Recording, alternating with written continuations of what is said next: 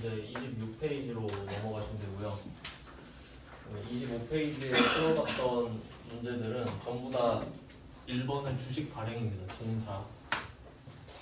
받는 건 다 달랐지만 결국 우리 회사 주식을 새로 발행해준다라는 포인트예요. 증자.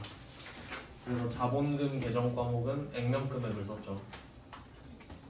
이제 두 번째 주제로 넘어갑니다. 자기 주식이에요.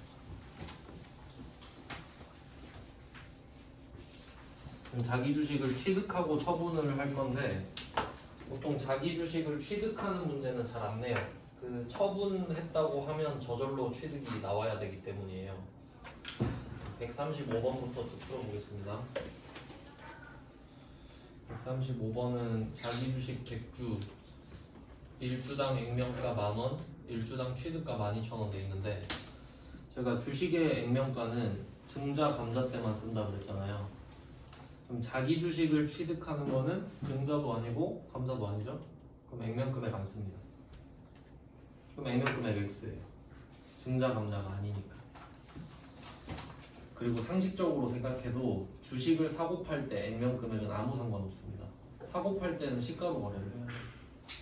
그러면 샀을 때 회계처리를 한번 생각해 볼게요. 샀을 때 자기 주식을 샀어요. 12,000원 곱하기 100주일 테니까 120만 원이겠죠. 자기 주식 120만 원. 보통 예금으로 샀다고 하겠습니다.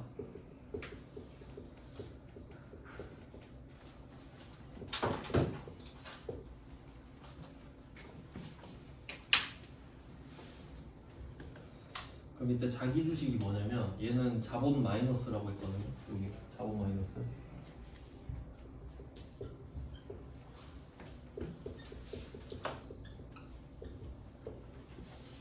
이게 왜 그렇게 되냐면 이 자기 주식을 취득하는 게 주식을 발행해야 할 수 있는 거잖아요. 그러면 주식을 발행해서 들어온 돈 있죠. 그 돈으로 뭐 원재료를 사든지 뭐 투자를 하든지 뭐 좀 영업에 관련된 걸 해야 되는데 내 주식을 또 사고 있잖아요. 그러면 그 돈이 묶인 거밖에 안 되죠. 내 주식을 사는 건 아무 의미가 없거든요. 그러니까 그냥 헛돈 쓰고 있다 이 말이지. 자산 빼서 자본을 빼먹고 있다는 소리예요. 원재료를 사야 되는데. 그래서 자기 주식을 갖고 있는 거는 별로 좋은 신호는 아니에요. 그래서 일단 자기 주식을 취득을 했었으니까 처분을 할 수 있겠죠. 그럼 이 중에 25%를 팔았다고 하거든요.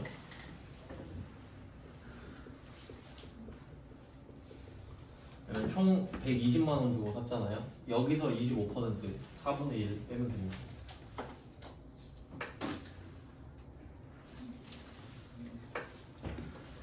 $30만 원으로 빼면 되겠죠. 4분의 1이니까.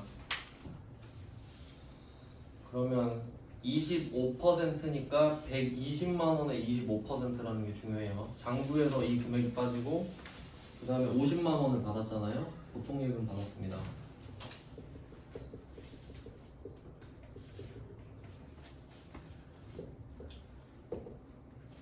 네, 이렇게 되는 거예요.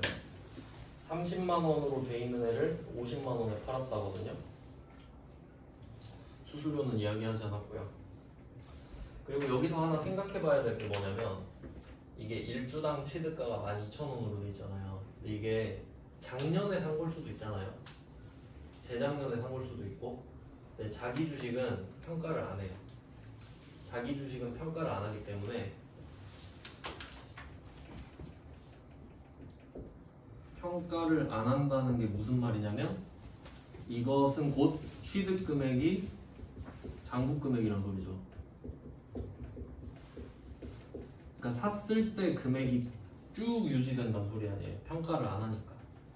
그러니까 샀던 금액이 곧 장부 금액이라고 무조건. 10년 전에 산 것도 그렇습니다.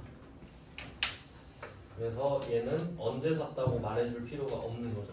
그러니까 이런 배경 지식도 알면 좋겠죠. 좀 덜 불안하겠죠. 그러면 이제 20만 원을 더 받았잖아요. 그러면 자기 주식을 팔았다라고 하면은 얘는 자본을 회복하는 겁니다. 그 묶인 돈이 풀렸기 때문이죠.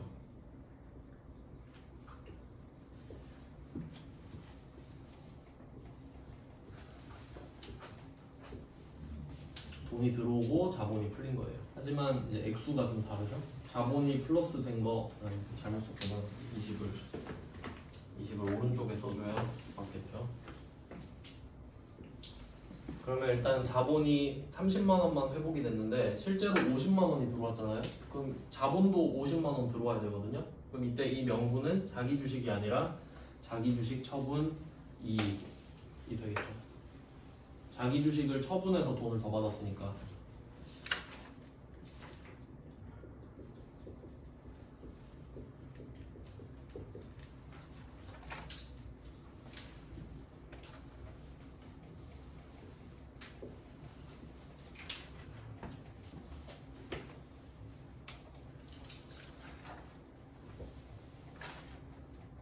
그리고 여기서는 처분 전 자기 주식 처분 이익이나 자기 주식 처분 손실이 없다 그랬으니까 이 상황에서는 자기 주식 처분 손실이 있었다면 걔부터 없애야겠죠.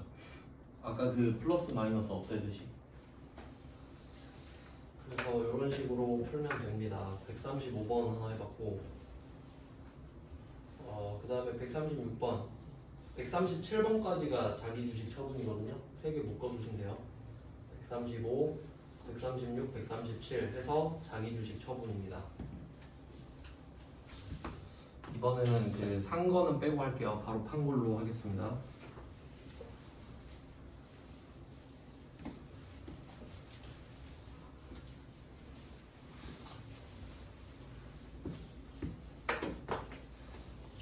(136번이에요) 보유 중인 자기 주식을 처분했다. 장부가액은 1, 2, 3, 4, 50 이렇게 가는데 135번에서는 취득가로 말을 했고요. 136번에는 장부가액이라고 말을 했는데 같은 말이죠. 네, 평가를 안 하니까. 얘를 다 팔아보겠습니다. 일단 대변에 자기 주식 장부가액을 빼주고요.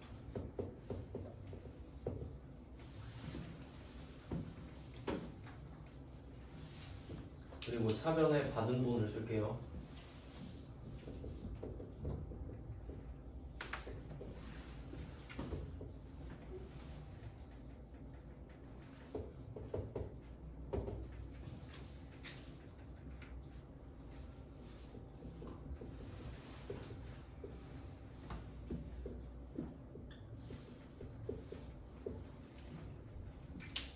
네, 이렇게 되겠죠. 이번에도 더 비싸게 팔았는데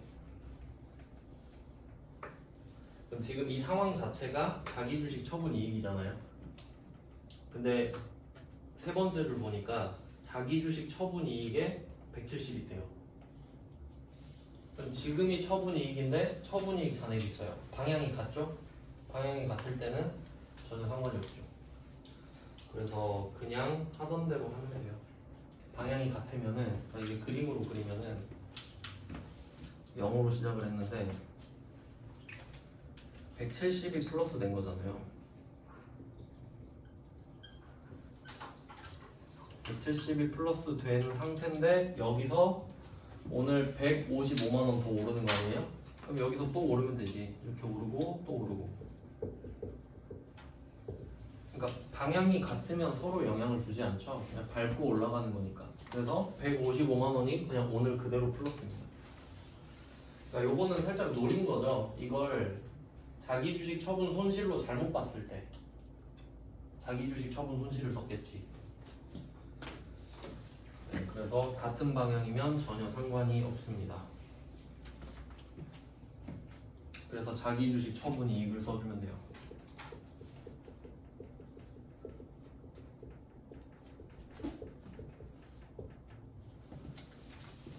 근데 이게 자기 주식 처분 손실 170이었다면 답이 자기 주식 처분 손실 155겠죠.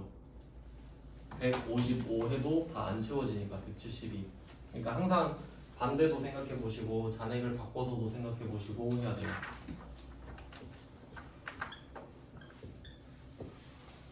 그러니까 결국 자본은 자산이 오르는 만큼 같이 올라야 되는데 명분이 다르다는 거죠. 결국 1억 2,500 올라야 되잖아요. 둘 다. 이렇게 해서 136번도 봤고요. 여기서는 자기 주식 처분이익 170만 원 이 부분이 포인트입니다. 있지만 고려 대상이 아니라는 거죠. 그 다음에 137번까지 하면 이제 자기 주식 처분 끝인데 얘도 보겠습니다.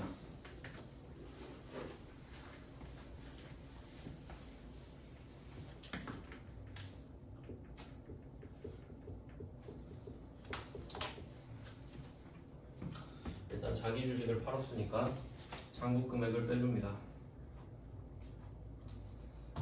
1200만 원이래요.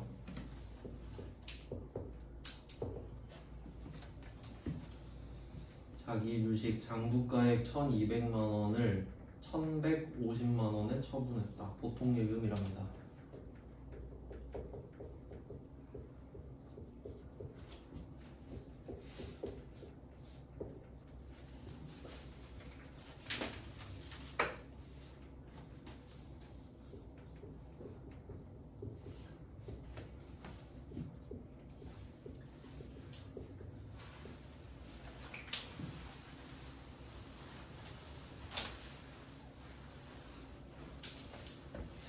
이번엔 싸게 팔았네요. 지금 처분 손실이 있는 상황인데 여기서는 자기 주식 처분 이익이 30만 원 있대요. 수수료는 없고요. 수수료도 있어야 좀 재밌는데 그러면 이때는 빵원이 있었는데 30만 원이 플러스 된 상태고요. 이렇게 있는데 지금 50만 원 싸게 판 거예요. 그러면 30만 원 플러스 해놓은 거 먼저 까먹고 원점 찍고 20 더 내려가야 되죠. 총 50이니까 요겁니다. 답이.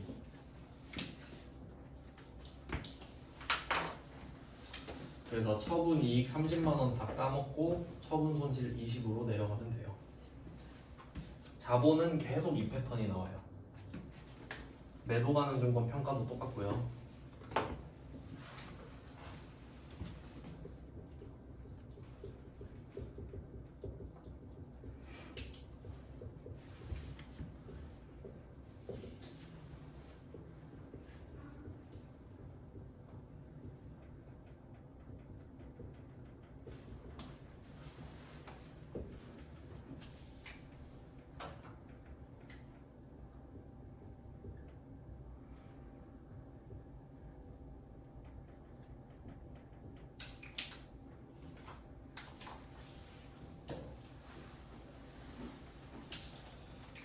그래서 이런 문제들을 잘 체크하셔야 됩니다. 같이 나오는 거 있죠. 상계되는 거.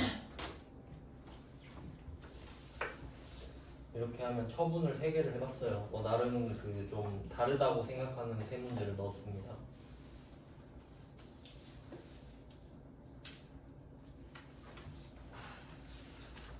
이렇게 하면 자기 주식 처분까지 봤습니다. 처분에는 취득도 같이 나오기 때문에 둘은 같다고 보시면 되겠고 취득과 처분이 연결되니까. 그 다음 마지막 소각 남았죠. 요게 한 번도 안 나오다가 138번에 처음 나온 거예요. 99회 때. 이 시험이 총 104회가 지금 시험이 진행이 됐는데 99회 때 처음 나왔다는 거예요. 그러니까 대충 보면은 최근에 처음 나온 것들이 좀 많다는 걸 알 수 있죠. 시험이 좀 어려워진다는 소리인데 한번 나오긴 했으니까 다뤄보긴 하겠습니다. 138번은 그 4번 주제인 주식 소각이에요. 주식 소각 감자. 네, 주식 소각이라는 말 나왔죠. 회사가 발행한 주식 1000주를 주당 5,000원의 현금을 지급하고 매입하여 소각하였다. 액면 금액은 주당 10,000원이고 소각 전 감자 차익 혹은 감자 차손은 없다. 이렇게 있는데 그러면 증자 때랑 한번 비교를 해볼게요. 감자는 증자의 반대니까.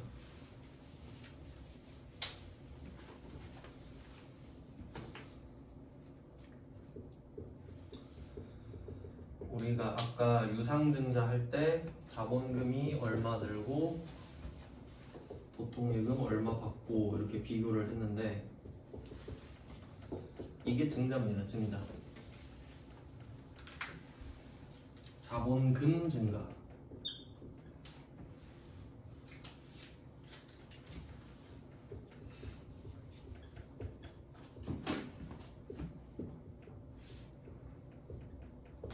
일단 뭐 증자의 포맷은 이렇고요. 그러면 감자는 반대예요. 자본금을 줄여야 될 거 아니에요, 감자는. 그러면 이때 이 자본금을 줄이면서 우리가 돈을 줘야 돼요. 그러니까 돈을 주고 남의 주식을 사와서 불에 태우는 거거든요. 그래서 감자는 두 개의 방향이 반대라는 것만 알면 되는 거예요.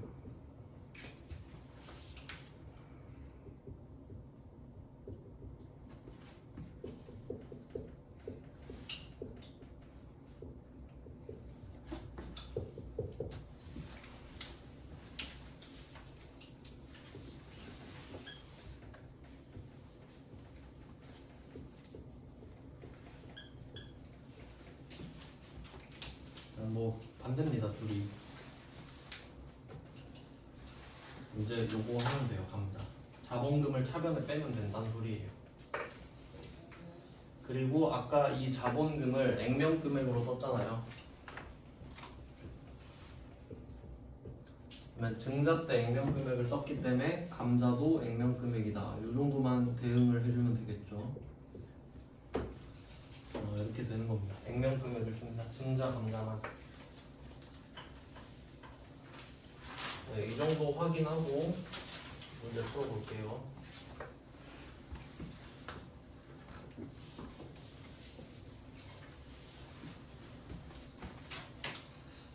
그러면 지금 이 그림 보고 있는데 카운팅을 하고 있죠. 자본잉여금이랑 자본조정 첫 번째 거는 주식 발행 초과금, 주식 할인 발행 자금이었어요. 1번에서 나왔죠. 그 다음에 두 번째 플러스랑 두 번째 마이너스는 한 번 자기 주식 처분에서 나왔죠. 자기 주식 처분 이익이랑 자기 주식 처분 손실 이렇게 나왔고, 이제 4번이 세 번째일 거 아니에요. 그러니까 얘는 감자 차익, 감자 차손 이렇게 가거든요. 감자니까. 한번 해볼게요. 일단 자본금을 줄여줘야 됩니다. 소각이라는 말이 나오면 자본금을 줄여주면 됩니다.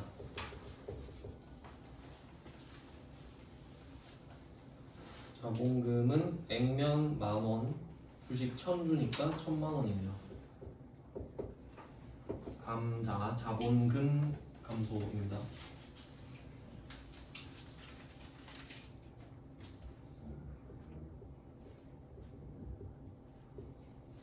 일단 자본금을 액면금액만큼 줄여요. 그러면 1000만원을 줄이려면 원래 1000만원을 줘야 되거든요. 근데 지금 1000주를 주당 5,000원의 현금 지급한 거라서 500만원밖에 안 주거든요.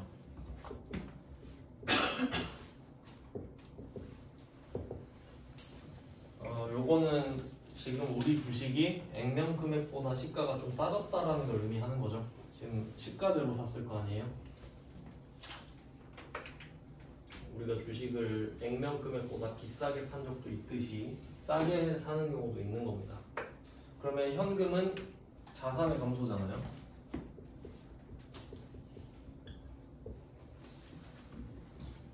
근데 자본 마이너스 1000만원인데 자산 500만원이 줄었어요.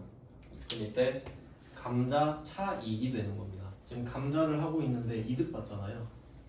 그러니까 우리 500만원 갖고 1000만원 줄이잖아요. 그래서 얘는 플러스입니다. 그러니까 감자라는 이슈에서 플러스가 난 거니까. 그러니까 감자라는 성격 자체는 마이너스지만 그 안에서 플러스가 난 거기 때문에 감자 차익이라는 애가 생기는 거예요. 감자 차익. 그러니까 결론은 우리가 현금 500밖에 안 썼잖아요. 근데 자본 1000이 주는 건 말이 안 돼요. 그럼 감자 차익이 자본 플러스란 말이에요. 그럼 얘가 500을 다시 올려줘 버리는 거예요.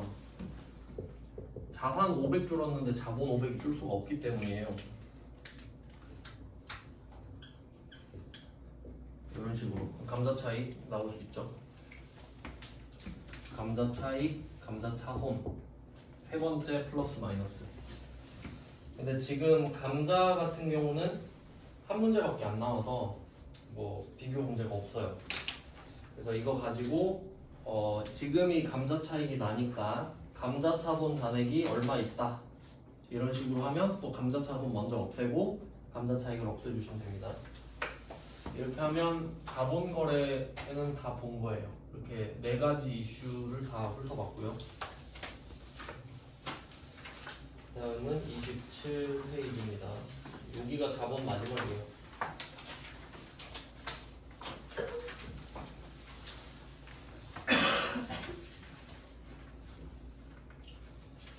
네, 27페이지 여기까지 하면 되거든요, 오늘. 그리고 내일은 쉽니다. 쉬는 날. 139번 볼게요. 얘는 배당인데 배당. 그럼 이제 자본거래 쪽은 끝났어요. 자본거래는 우리가 투자를 받는 상황이에요. 그러니까 이게 주식을 사고 파는 거긴 한데 주식은 사실 실물이 아니란 말이에요. 그러니까 이 자기 주식이라는 매개를 가지고 투자를 얼마나 더 받냐 덜 받냐 이런 얘기를 하는 거였어요. 그래서 자본거래는 이렇게 일단락 찍고 손익거래로 갈 겁니다.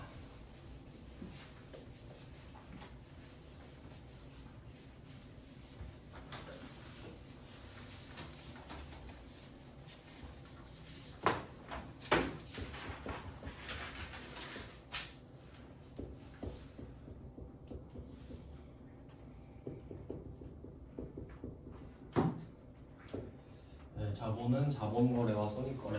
자본거래는 방금 보신 것처럼 자본금, 자본잉여금, 자본조정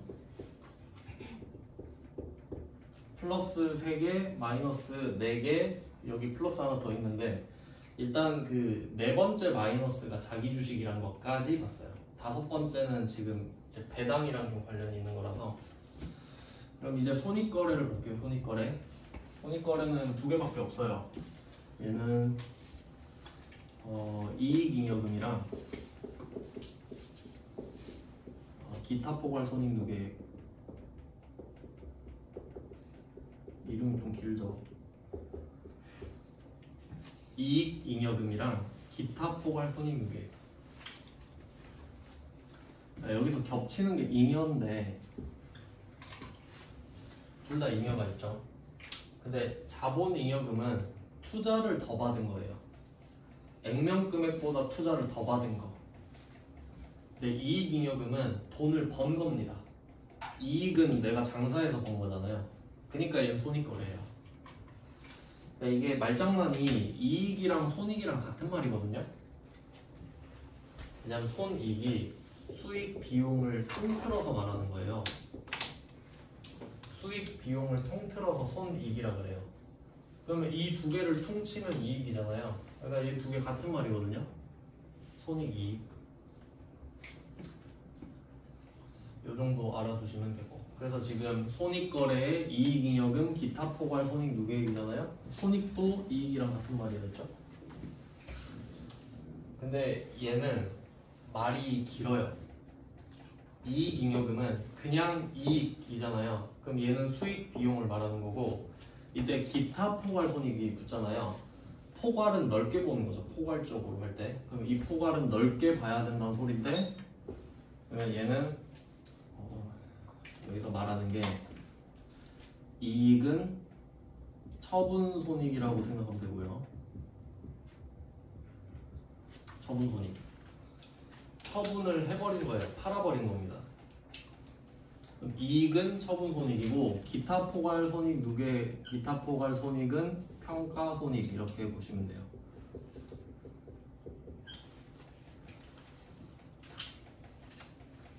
그럼 예를 한번 들어볼게요. 우리가 10만원짜리 주식을 2개 샀다고 할게요. 10만원짜리 주식을 2개 샀어요. 근데 이걸 갖고 있다 보니까 11만원이 된 거예요. 11만원이 됐어요. 근데 이 중에 하나는 팔았어요. 하나는 갖고 있어요. 자, 그럼 이때 10,000원은 실제로 생겼죠, 나한테. 팔았으니까. 그럼 그 10,000원은 처분 손익. 수익이에요. 근데 한 개는 그냥 갖고 있잖아요. 10,000원이 올랐는데 갖고 있죠? 근데 이거는 10,000원이 수익이 된 건 아니거든요. 근데 자본이에요. 수익은 아니고 자본이고. 그래서 이거 앞에서도 했었는데 지금 자산이 증가했잖아요. 자산이 증가했어요. 이때 자산이 증가할 수 있는 사유 이거 몇 번 했죠?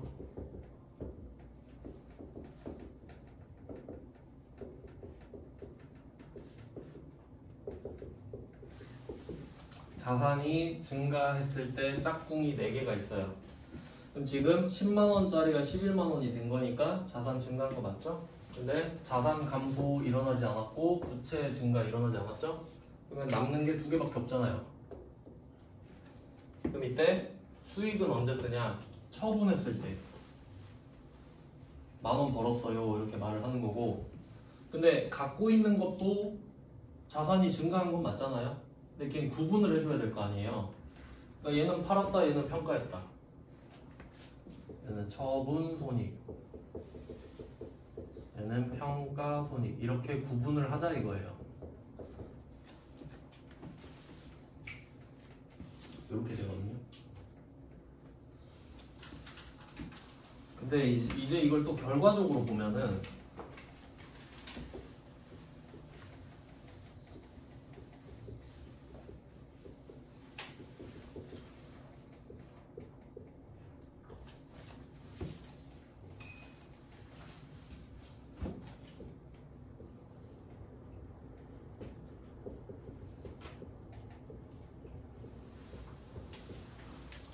이렇게 재무상태표도 있고 손익계산서도 있어요. 그럼 1년 동안 이 손익계산서를 모아요. 1년 동안. 그럼 이때 수익과 비용 총량이 있겠죠? 그럼 얘 둘을 퉁치면 결과물이 이익이란 말이에요. 그리고 손익계산서는 1년짜리예요. 1년 동안 수익 비용을 모으고 이익을 구한 다음에 얘를 자본에 넣어버리고 끝나요. 얘는. 그러니까 이 이익만큼 자본이 늘어나고 끝난다는 소리예요. 그러니까 결론은 뭐냐면 수익은 곧 자본이 돼요. 비용은 자본을 깎아먹는 역할을 하죠. 그러니까 이 수익은 자본 플러스랑 방향이 같고 비용은 자본 마이너스랑 방향이 같은 거죠. 똑같다는 건 아니고. 그러니까 얘 둘이 결과적으로 그런 역할을 하게 되잖아요. 수익이 이익이 되고 이익이 자본이 되니까. 그럼 결국 수익이 더 잡히면 나중에 자본이 되겠지. 그러니까 수익은 자본 플러스가 되고 비용은 자본 마이너스가 되거든요. 근데 역은 성립하지 않아요.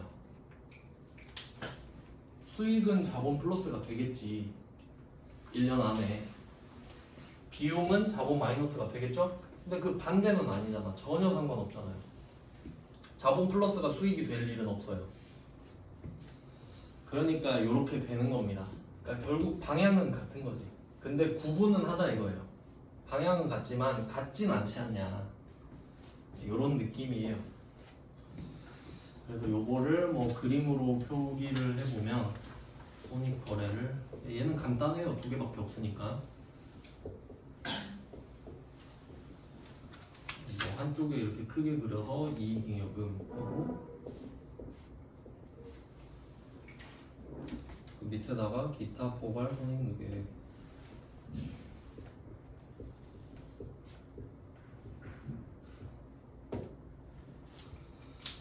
그러니까 결과적으로 이익잉여금에서 이익이 처분 손익이고 그게 곧 수익과 비용을 말하잖아요. 그럼 그게 곧 자본이 돼서 이쪽으로 들어온 거예요.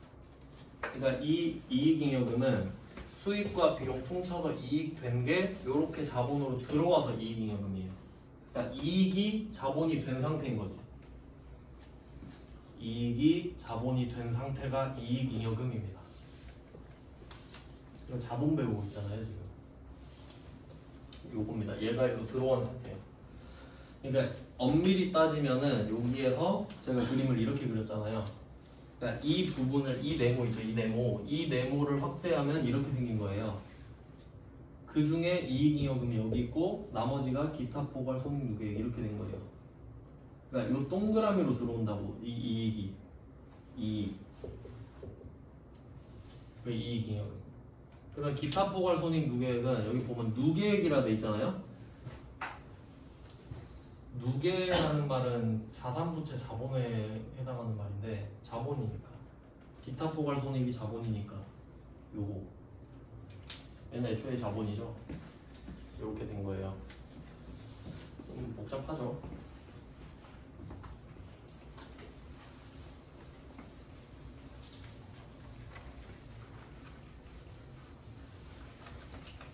구조는 그렇습니다.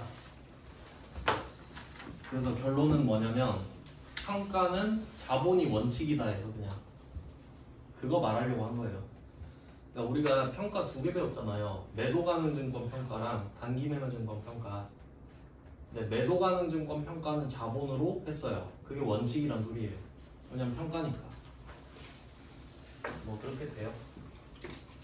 그래서 이거는 평가 쪽이고요. 평가는 자본이다 이렇게 성립이 되고, 그 다음에 이제 배당할 거거든요. 배당. 이게 자본이 총 5개잖아요. 그러니까 자본거래랑 손익거래로 2개로 일단 나눴고, 자본거래 3개, 손익거래 2개 있잖아요. 이제 배당 이야기를 해볼게요. 배당은 내가 번 돈을 나눠주는 거예요. 그러니까 전제는 돈을 벌어야 되는 거죠. 돈을 못 벌면 나눠줄 수 없지. 그다음에 이때 자본거래는 투자를 받는 거죠. 투자를 받는 거. 그러니까 우리가 자본금이라는 거를 영어로 말하면 시드머니라고 해요. 씨앗이죠. 종잣돈.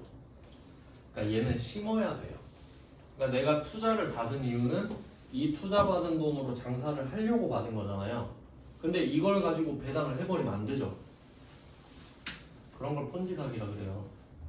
얘한테 투자받은 걸로 얘한테 배당해줘버리는 거예요. 사기잖아요, 그거는. 그러니까 이 자본거래 세계로는 배당을 할 수가 없다는 소리예요. 내가 지금 투자를 받고 있는 돈이기 때문에. 그럼 이거는 장사를 해야 되는 돈이지. 그럼 이때 손익거래로 가볼게요. 손익거래는 기타 포괄 손익 누계액이 평가라 그랬잖아요. 그럼 내가 10만원짜리 주식이 11만원이 됐다 그랬죠? 그럼 만원만큼 기분은 좋잖아요. 근데 그 만원으로 배당을 할 수가 없죠. 만원을 남을 줄 수는 없잖아, 그 만원을. 그러니까 기타 포괄 손익 누계액도 배당이 안 돼. 그럼 4개가 바로 제껴지죠? 그럼 배당이 가능한 게 뭐냐? 이익잉여금이죠. 번 돈. 처분했으면 돈이 있을 거 아니야. 근데 사실 여기까지도 좀 어렵긴 한데 살짝 디테일하게 더 들어가면은 우리 물건 팔 때 외상으로 주로 팔잖아요. 이걸 한번 생각해 볼게요.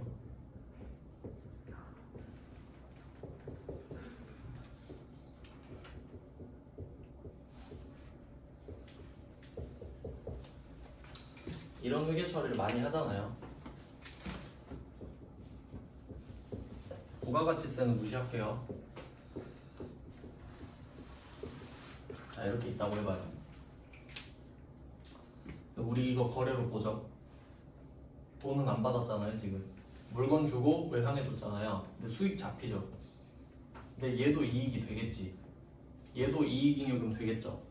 그럼 이제 이것까지 생각해야 돼요. 이익잉여금이 있다고 해서 그게 꼭 현금의 형태인 건 아니에요. 그러니까 어떤 회사가 이익잉여금이만 한 1조 있어요. 그럼 1조가 남은 거 아니에요? 근데 그게 다 외상일 수도 있잖아. 그럼 배당을 못 할 수도 있다는 소리예요. 그러니까 그런 사실을 알기 위해서 회계를 배우는 거죠. 그거 모르면 이익잉여금 있는데 왜 배당 안 해줘? 이러고 있을 거 아니에요. 설명해줘도 못 알아먹고 그러고 있겠지. 그래서 뭐 디테일까지 보면 그런데 그것까지 물어보진 않아요, 누가. 그냥 재무제표 분석할 때 그냥 도움이 되는 내용이고. 배당은 이익잉여금으로밖에 못한다가 결론이에요. 이걸로 배당하는 겁니다. 나머지는 안 돼요. 나머지 하면 안 되니까. 그럼 이게 이익잉여금이라는 그룹이 있는데 이 이익잉여금이 그러니까 우리로 치면은 월급이에요, 월급. 그러니까 정확히 말하면 세후, 가처분 소득, 카후 정도가 돼요. 실제 쓸 수 있는 돈, 이익잉여금이. 근데 이 이익잉여금이 월급이니까 써야 될 거 아니에요. 이걸 쓰는 방법이 3가지가 있거든요. 쓰는 방법 3가지 볼게요. 첫 번째, 쓴다. 여러분 월급 받으면 제일 많이 하는 게 쓰는 거죠. 그러면 쓰는 게 뭐냐? 회사 입장에서는 이익잉여금을 쓰는 게 배당입니다. 밖으로 꺼내서 주는 거니까. 배당. 이게 사외 유출이에요. 회사 밖으로 돈이 나가니까 그렇게 좋아하진 않죠. 하지만 배당을 안 해주면 사람들이 주식을 팔아버려요. 주주를 잡기 위해 배당해줘야 되죠. 그 다음 두 번째는 저금하는 거예요. 여러분도 저금하죠. 회사는 저금을 적립이라고 해요. 적립금을 쌓아두는 거예요. 그러니까 뭐 나중에 새로운 사업을 할 때 돈이 많이 들 수도 있고 하니까 어떻게 될지 모르니까 돈을 좀 모아놓는 겁니다. 그러니까 배당은 회사 밖으로 돈을 꺼내서 주는 거고 적립은 회사 안에 돈을 쌓아두는 거죠. 그 다음에 세 번째가 결손 보전인데 이 결손이라는 말이 이익의 반대거든요. 그 이익은 수익이 비용보다 더 큰 거잖아요. 그러니까 보통 일반적으로 이익을 내려고 장사를 하죠. 근데 뜻대로 안 되잖아요. 이제 회사 처음 차리면 보통 비용이 더 많은데 그러면 그때는 결손이에요. 결과적으로 비용이 더 큰 걸 결손이라고 그러거든요. 그럼 내가 작년에 비용이 더 컸었어요. 그럼 빵꾸 났겠죠? 그럼 일단 세금은 안 내거든요. 빵꾸 났으니까. 근데 회계상으로 마이너스가 나잖아요. 그럼 그거를 언젠간 메꿔줘야 돼요. 빵꾸가 난 거니까. 그걸 결손 보전이라고 해요. 그러니까 얘는 약간 그 빚 갚는 느낌이라고 보시면 돼요. 그러니까 여러분이 학자금 대출을 딱 받았는데 이제 취직해서 이걸 갚는 느낌인 거지. 빵꾸 난 거 갚는 느낌. 그러니까 회사도 똑같아요. 돈을 쓰는 거예요. 그래서 이 세 가지를 묶어서 처분이라고 그래요. 처분. 이익잉여금을 처분한다 그래요. 처분. 이익잉여금을 처분합니다. 그러면 반대로 말하면 처분이 안 된 걸 가지고 처분을 하겠죠. 그래서 이때 그 소스 이름이 미처분 이익잉여금이에요. 풀네임이 미처분 이익잉여금. 그러니까 이익잉여금 안에 미처분 이익잉여금이 또 따로 있어요. 진짜 쓸 수 있는 애입니다. 그러니까 미처분 이익잉여금으로 처분을 하는 거지. 그러니까 안 쓴 월급으로 쓰는 거지. 그런 뜻이에요. 네, 그래서 이거 가지고 배당을 한번 해볼게요. 139번입니다. 배당을 할 거예요. 그러니까 미처분 이익잉여금이라는 자본으로 배당을 한다라는 게 포인트입니다.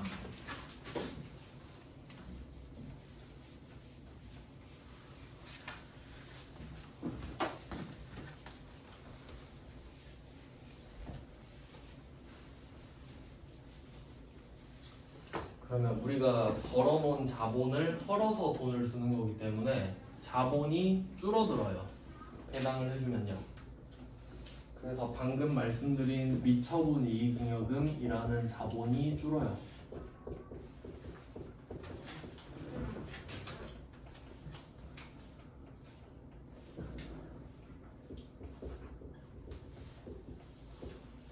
미처분 이익잉여금 자본이 줄어듭니다.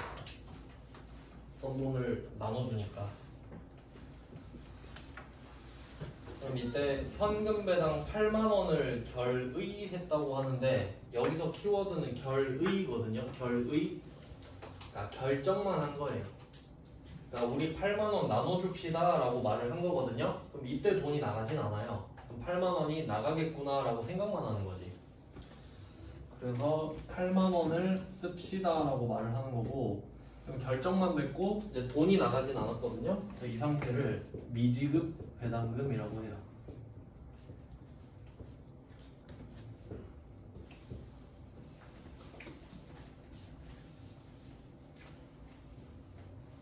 얘는 부채입니다. 왜냐면 8만 원 나갈 거 아니에요.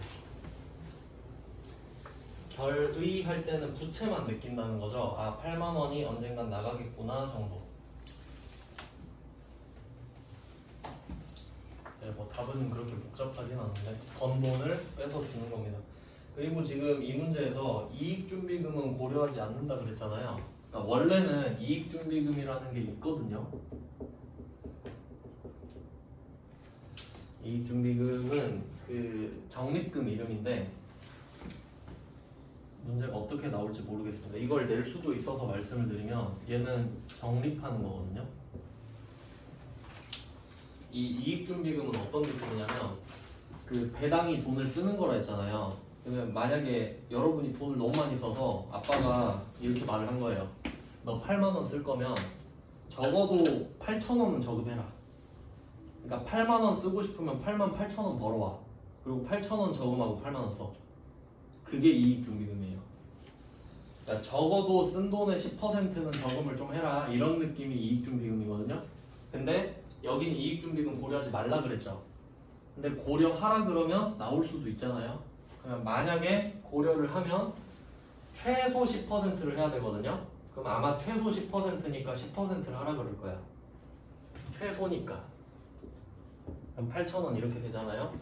그러면 미처분 이익잉여금도 88,000원 이렇게 나올 수도 있는 겁니다. 근데 여긴 고려하지 말라 그랬으니까 그냥 넘어가는 거고. 원칙은 이렇거든요. 네, 그래서 139번의 키워드는 결의였고요. 결심만 한 거예요. 그러니까 결의 할 때는 미지급 배당금이랑 이익준비금이 같이 나온다가 포인트입니다. 8만 원 나가겠네 하면서 8천 원은 저금하는 거지. 두 개가 같이 나와요. 결의하면. 물론 현금 배당 한정입니다. 이게 주식 배당도 있는데 주식 배당은 시험에 안 나왔었으니까 현금 배당만 할게요. 그 다음에 140번. 140번은 지급 이 키워드입니다. 지급. 140번에 지급하였다 돼 있잖아요.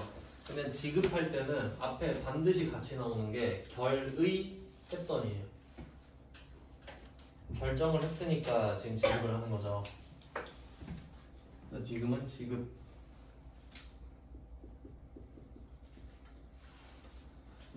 자, 그러면 이때 미지급 배당금이 해결이 돼야 돼요. 미지급 배당 걸려있던 게 없어져야 돼요.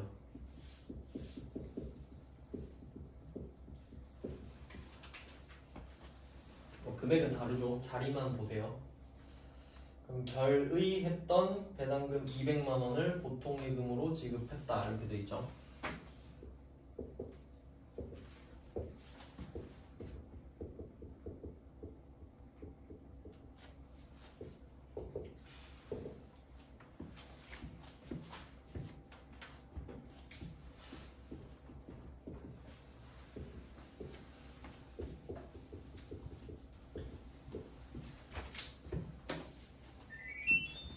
이렇게 됐거든요. 그러면 이때는 또 뭘 생각해야 되냐면, 그러니까 이번엔 결의 금액이 200만 원이었던 거예요. 그리고 지금 주주들이 뿔뿔이 흩어져 있습니다. 지금 한 명한테 200을 주는 게 아니라 뭐 만 원, 만 원, 만 원 이렇게 쌓여서 200인 거거든요. 그럼 이때 원천징수는 없는 것으로 가정한다 했잖아요. 그러니까 우리 회사 주식을 산 사람이 개인일 수도 있고 법인일 수도 있죠. 그러면 법인이면 원천징수를 안 하거든요. 앞에 원천징수 할 때 말씀드렸죠. 법인은 어차피 쟤들 세금 아니까 그냥 다 줘라 이런 식이거든요. 그래서 저 같으면은 원천징수 없는 것으로 하면 너무 쉽잖아요. 그러니까 예수금이 있을 수도 있잖아요. 원천징수 하라 그러면 예수금 나와야 되죠.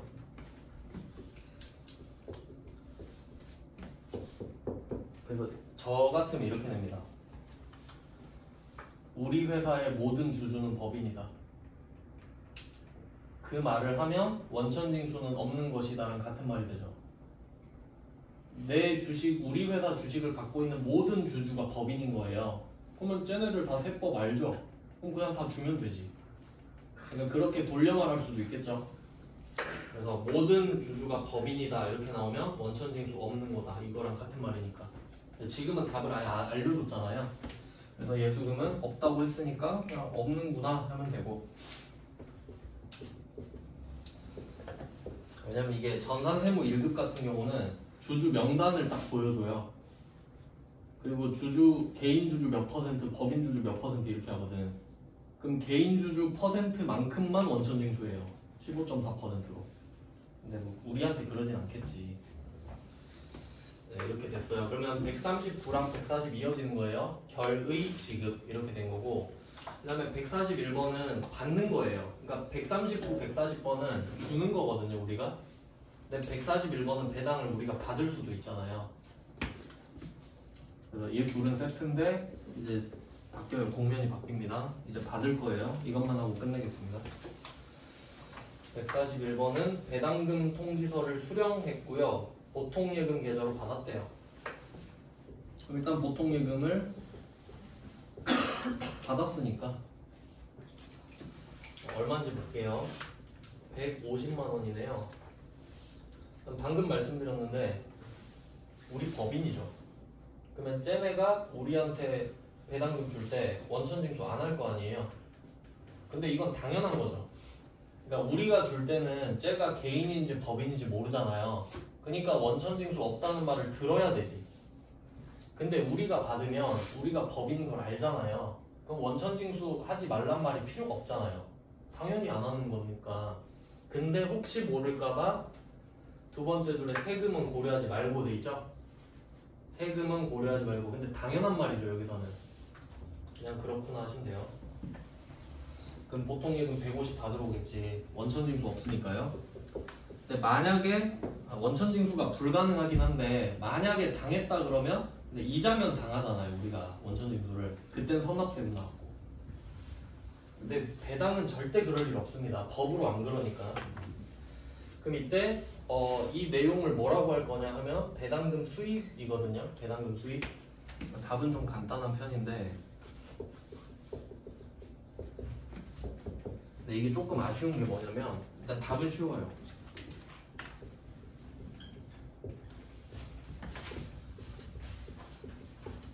그럼 한번 생각을 해볼게요.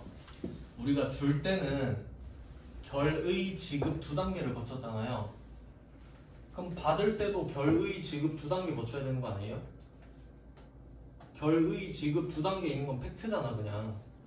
근데 얘는 지금 지급의 반대는 수취죠? 수령했으니까. 그럼 그거밖에 왜 없지? 이 생각을 해야 돼요. 왜 얘는 결의가 없지? 그러니까 얘가 억지를 부리고 있거든요. 그러니까 이 문제에서 중요한 말은 세금은 고려하지 말고는 중요한 게 아니라 그랬죠. 근데 그 뒤에 지급 통지서 수령일에 배당 확정된 것으로 가정한다. 이게 중요해요. 지급 통지서 수령일에 배당 확정된 것으로 가정한다. 이게 무슨 말이냐면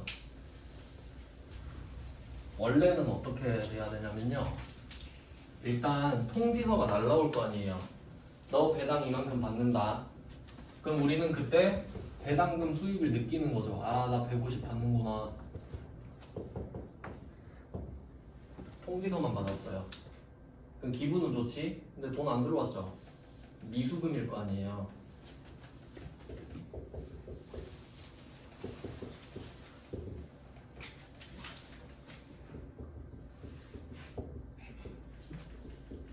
결의 때 우리가 이렇게 해야 될 거 아니에요.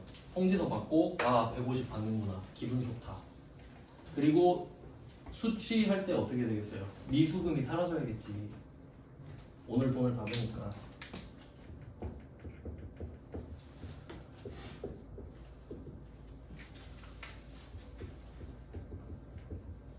이렇게 되고 150 들어오는 거 아니겠어요?